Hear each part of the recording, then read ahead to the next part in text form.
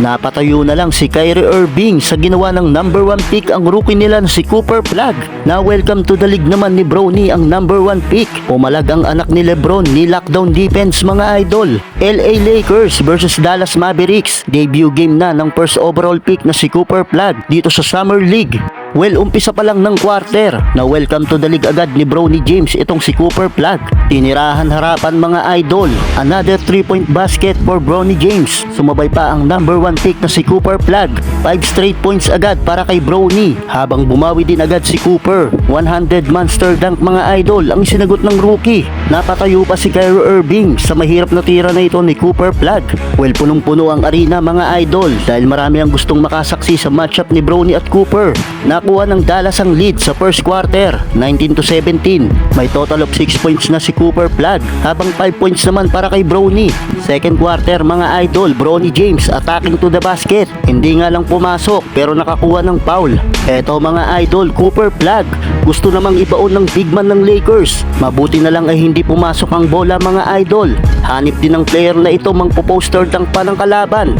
Bronny James Jr. ni lockdown defense ang number 1 pick. Pinagkakaldag pero hindi kayang tibagin ng depensa ni James Jr. Well, good defense pero natawagan ng foul si Bronny dahil sa pagtapik niya ng bola. Napareklamo na lang tuloy ito sa mga opisyal.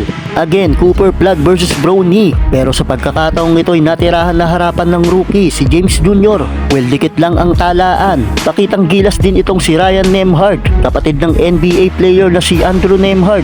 Grabe ang player na ito, 12 points na ang inambag para sa Dallas. Well, nakuha ng Lakers ang 4 points lead, 47-43 end of the half. May 10 points na si Cooper Flag habang may 8 points naman si James Jr.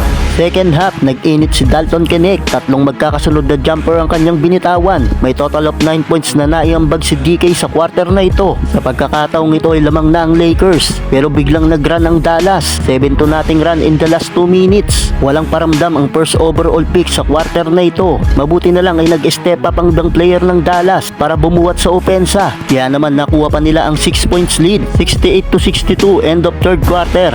Last quarter, palitan lang ng opensa ang both teams, kung saan ay sagutan lang sila ng shooting. Halfway, biglang pumutok ang mga shooter ng purple and gold. Eto na naman si Cole Swider mga idol.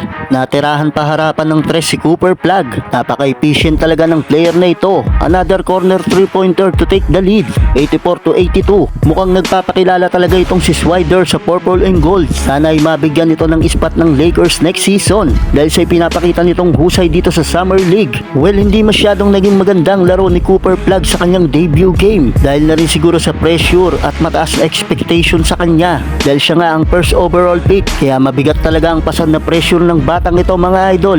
Well, under 2 minutes, pagkakataon pa sana ng Lakers na makalamang. Sablay nga lang ang easy layup na sana ni DK. Cooper Flag clutch block para tuluyan ng iselyo ang panalo. Well, sa uli, panalo ang Dallas Mavericks. Sablay ang game winning na binitawan ni Bronny James mga idol.